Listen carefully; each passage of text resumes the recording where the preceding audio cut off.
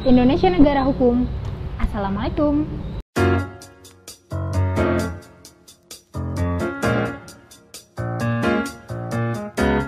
Jadi sekarang kembali lagi ke YouTube channel Himitepa IPB. Kenalin, nama gue adalah Velia Primawesiani, ITP 54. Kali ini gue bakal ngejawabin pertanyaan yang ada di question box IG Himitepa.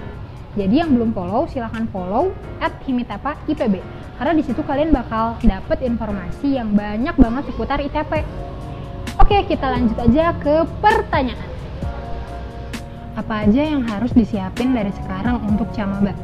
Waduh, camaba angkatan 57. Udah kayak tua aja gue, padahal kayak baru kemarin gitu masih maba. Sebenarnya yang disiapin dari camaba tuh nggak banyak sih. Kayak gimana caranya lo tuh bisa adaptasi di sini, kayak membuat suasana lo menjadi nyaman, apalagi lo anak rantauan. Soalnya tipe maba tuh kayaknya ada dua. Yang pertama, kalau misalnya lo tuh suka sama jurusannya, tapi lo nggak nyaman sama lingkungan lo, itu tuh bisa bikin lo jadi nggak suka juga sama jurusan lo. Bahkan lo pengen pindah atau enggak, ya terpaksa aja ngejalanin di situ. Yang kedua, kalau misalnya lo tuh nggak suka sama jurusannya, tapi lo tuh suka sama teman-temannya, apapun yang terjadi pasti lo bakal bertahan di situ. Karena teman-teman lo tuh seseru itu. Jadi yang paling penting sih, lo tuh nyaman sama lingkungan lo. Yang kedua, mungkin cari informasi tentang organisasi di IPB, karena banyak banget kan organisasi di IPB. Nah di situ tuh lo bisa nemu apa aja yang bisa ningkatin skill lo. Terus ya kayak nikmatin aja paling masa-masa maba, karena ya masa-masa maba nggak akan datang dua kali. Jadi tiap acara apapun ikutin aja. Terus untuk tingkat 1 tuh bener-bener tingkat dimana lo bisa memperluas pertemanan lo. Soalnya lo tuh bisa ketemu sama semua jurusan, nggak kayak tingkat 2, tingkat 3, tingkat 4. Itu kan lo bakal ketemunya sama departemen lo lagi, jurusan lo lagi. Jadi tingkat 1 tuh bener-bener manfaatin lo tuh punya temen yang banyak dari fakultas A sampai Z. Lanjut ke pertanyaan kedua. Pertanyaan kedua, bagaimana proker himit di masa pandemi seperti ini? Proker himit tetap dijalanin seperti yang diarahin dari KM.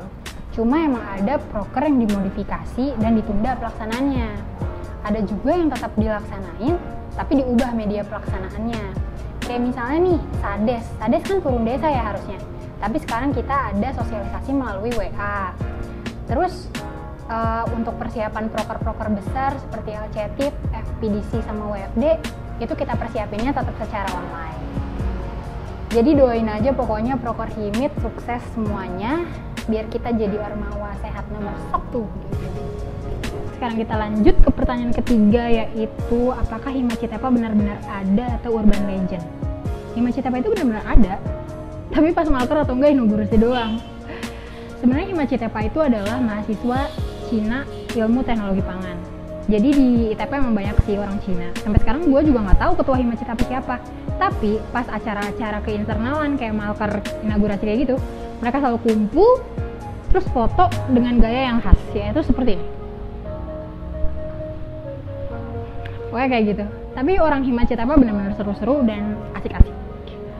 Oke, sekarang kita lanjut lagi ke pertanyaan keempat, yaitu ada organisasi atau klub apa saja di Himitepa? Di Himitepa sebenarnya ada FPC, Food Processing Club. Itu tuh dimana kalian bisa mengolah pangan. Jadi kayak kalau mau bikin bakery atau yogurt atau apapun tentang pengolahan pangan, itu bisa banget di FPC. Terus nanti hasilnya tuh bakal kalian jual, terus kalian dapat duit deh. Terus ada ASI, Aliansi Supporter ITP. Ini seru banget. Jadi buat kalian yang benar-benar jenuh sama pelajaran, jenuh sama ITP yang banyak lapraknya, pengen seneng-seneng, bisa banget join ASI. Kita tuh ya seru-seruan aja gitu, nyanyi-nyanyi, joget-joget, di OMI, di Red Cup. Pokoknya seneng-seneng bareng lah, tempat kalian ngelupain semua hal yang bikin kalian mumet. Terus ada juga klub olahraga nanti kayak mau futsal, mau basket, mau badminton. Terus nanti juga bakal ada klub seni alias musik, tari. Terus ada sastra juga buat kalian yang pengen ngembangin bakat kalian. Ke pertanyaan kelima. Jadi ada berapa kelas Min dalam satu angkatan? satu angkatan itu biasanya ada 3 kelas, yaitu K1, K2, K3. Cuma sekarang karena ada jalur internasional, jadi ada kelas internasional, yaitu K4. Apa bedanya tuh K1, K2, sama K3? Kalau K1 itu orang-orang yang pintar bersaing, orang-orang yang jago perang, orang-orang yang sinyalnya bagus. Karena nanti tuh pas KRS-an atau pas kita lagi perang, orang-orang yang sinyalnya bagus, orang-orang yang pintar berperang, itu pasti akan dapat K1. Dan K2 tuh apa? Orang-orang yang agak terlambat sih untuk berperangnya. Terus kalau K3, orang-orang yang lebih terlambat lagi, atau enggak orang-orang yang nggak suka perang, atau enggak orang-orang yang mau untuk belajar bahasa Inggris. Karena K3 tuh emang basicnya Inggris, kita belajar menggunakan bahasa Inggris, ujiannya juga menggunakan bahasa Inggris. Terus kalau K4 emang jalurnya beda, mereka lebih spesial, mereka lebih internasional, lapraknya juga internasional. Selain kelas, itu ada juga praktikum. Nanti praktikum tuh ada P1, P2, P3, P4, itu dibagi sama departemen. Jadi kayak ya pokoknya kelompok praktikum aja gitu, beda sama kelas, itu dibagiin. Nah, karena ITP banyak banget praktikumnya, otomatis semakin lama lo tuh bakal semakin deket dan semakin sayang sama teman praktikum lo. Jujur. Pertanyaan nomor 6. Kak, apa sih suka dukanya di ITP? Suka duka. Sukanya tuh banyak. Orang-orangnya seru. Kayak bisa diajak main, bisa diajak belajar, bisa diajak macam-macam. Terus pelajarannya juga seru sih. Kayak kalau misalnya itu tuh bisa langsung diterapin ke hidup lo sehari-hari. Kayak misalnya lo susah tidur, lo harus minum susu karena mengandung triptopan yang akan mengubah menjadi serotonin nanti. Terus ada juga dukanya juga gak kalah banyak juga sih. Tapi duka bisa jadi suka. Dukanya tuh kayak kalau misalnya laprak tuh tiap semester tuh makin lama tuh makin banyak gitu. Kalau nggak makin ribet deh.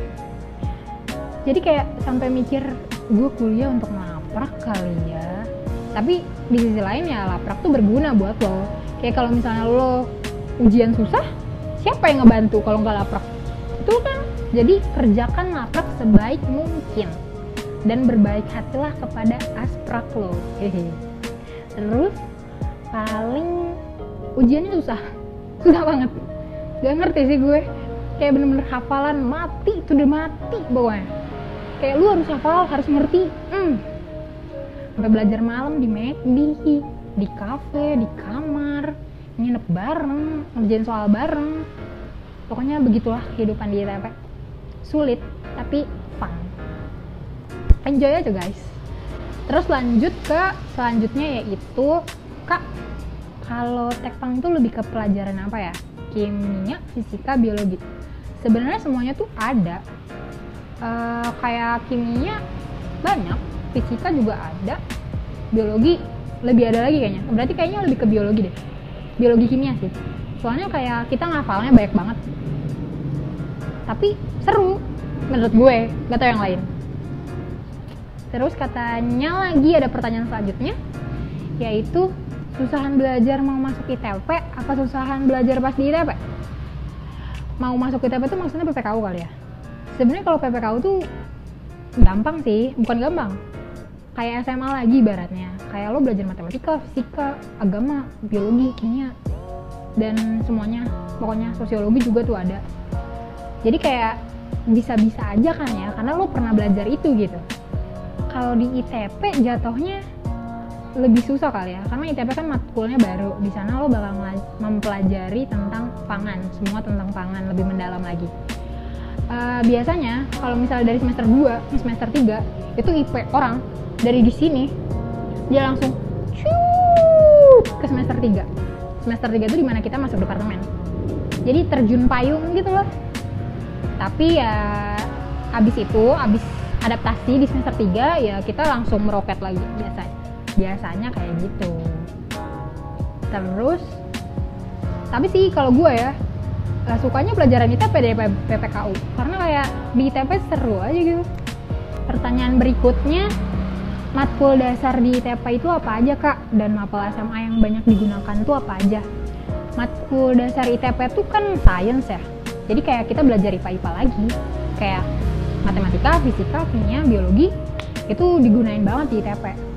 Terus di biologi itu banyak banget kayak komponen-komponen di dalam pangan yang harus lo hafalin, kayak misalnya bakteri apa yang dapat merusak sayur, atau komponen apa aja yang di dalam kopi, atau segala macam deh, pokoknya ada banyak yang harus lo hafalin juga. Terus kalau misalnya di kimia, kita tuh harus tahu struktur lemak kayak C gitu, ada berapa C gitu. Terus kayak kalau misalnya mau tahu struktur hemoglobin, gimana tuh caranya supaya daging nggak bisa jadi coklat, atau enggak gimana tuh sayur supaya klorofilnya tetap hijau nggak jadi menguning. Nah itu tuh ada tekniknya di teknologi pangan gitu. Terus kalau dari fisika biasanya campur sama matematika kan, fisika ngitung soalnya. Jadi kayak gimana caranya kita ngitung heat transfer misalnya, supaya proses pengeringan kita benar, freezing kita baik, dan lain-lain. Pokoknya guna sih semuanya, basic science-nya. Terus ini pertanyaan yang seru. Tips survive di ITP.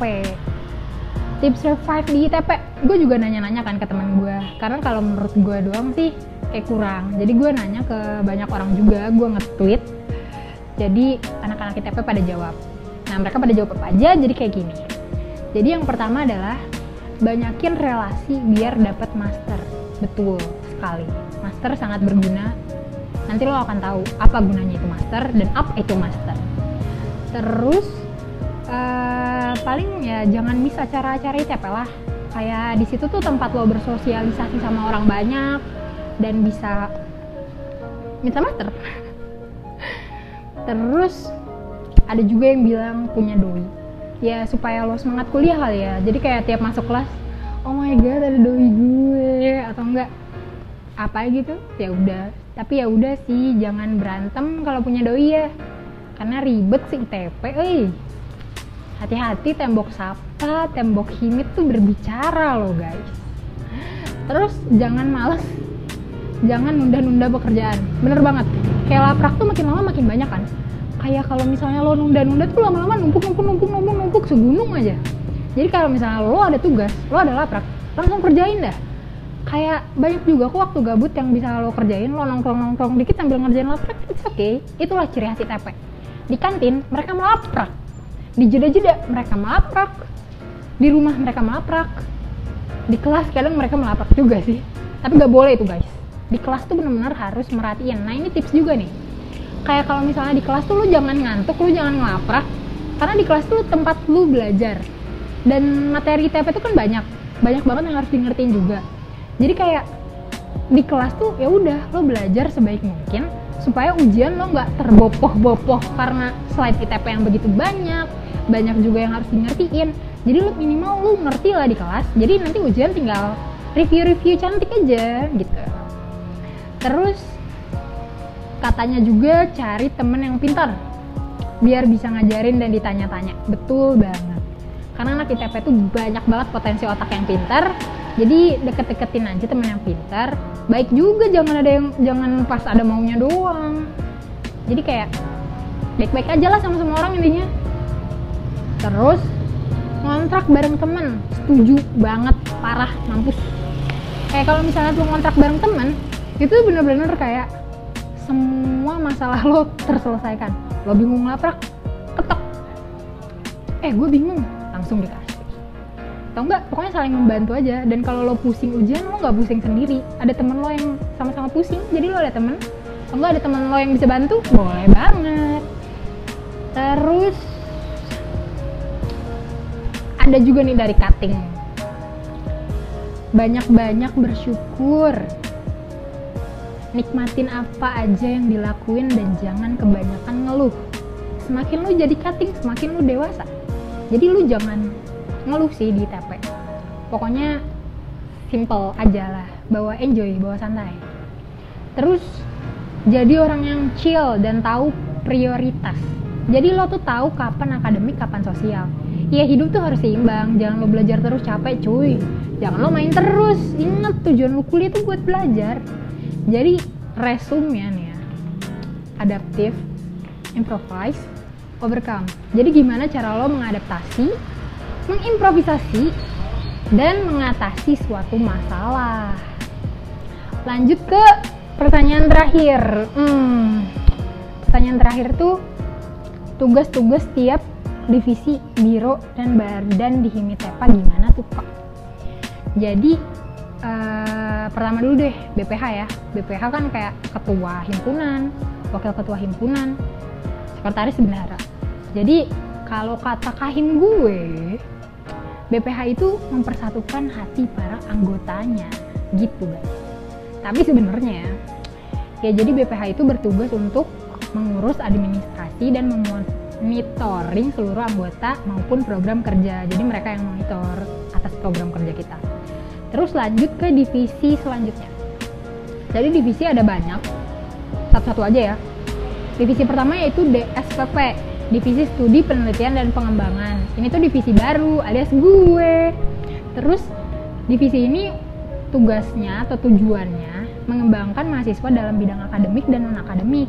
Terus juga untuk menyalurkan minat dan bakat untuk bebas berkreasi dan berekspresi. Jadi itulah fungsi DSPP. Lalu DPPI, Divisi Peduli Pangan Indonesia.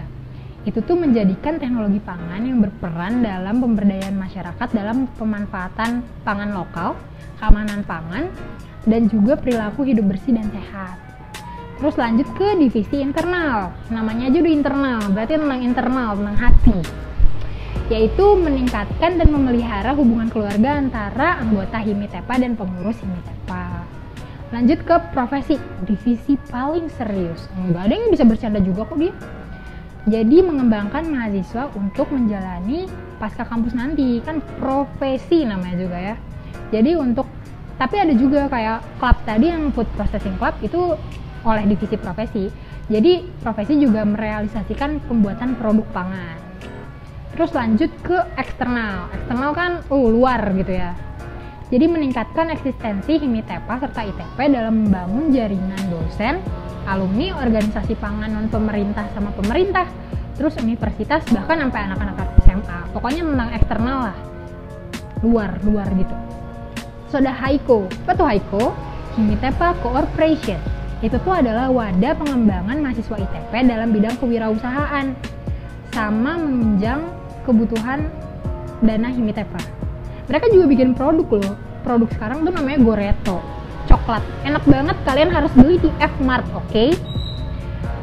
Terus ada biro sekarang. Kalau biro tuh ada Kominfo yang pertama. Kominfo nih yang bikin YouTube, keren banget gak tuh guys? Jadi Kominfo itu untuk menyalurkan berbagai informasi yang berkaitan dengan ITP dalam lingkungan eksternal maupun internal. Jadi kalian pokoknya harus follow, harus subscribe, harus like semua yang ada di sharean dari Kominfo. Terus ada Roket kesekretariatan. Jadi Roket ini fungsinya apa? Fungsinya adalah untuk membantu BPH dalam pengarsipan surat, inventaris barang, mengatur kesekretariatan Himitepa supaya bersih dan nyaman untuk anggota Himit. Jadi kalau Himit nyaman, kayak sekarang Himit udah lega banget kan? Terima kasih kepada Roket. Oke, jadi itu pertanyaan-pertanyaan dari kalian. Semoga semua pertanyaannya terjawab dengan baik dan benar. Kalau misalnya kalian mau nanya, bisa komen aja di bawah. Jadi nanti tinggal dijawab-jawabin lagi. Terus, makasih banget atas perhatian kalian udah nonton video ini sampai habis. Jangan lupa like dan subscribe. Pokoknya, sampai jumpa di video berikutnya.